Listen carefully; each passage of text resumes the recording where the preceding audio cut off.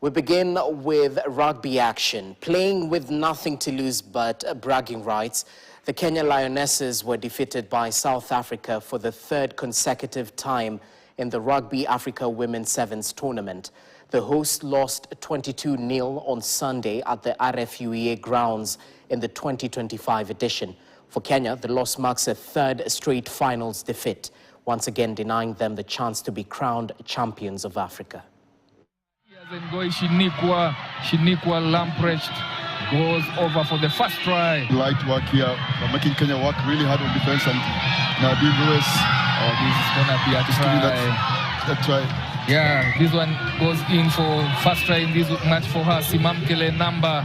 And the Patience Mokone brushes one, evades another tackler, and silencing the home crowd with their third try. I think that was Krista Belindo. Yeah, Krista Belindo. Yeah.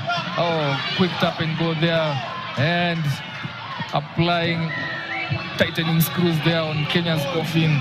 This is another try, the fourth one. Kenya losing big time here against South Africa.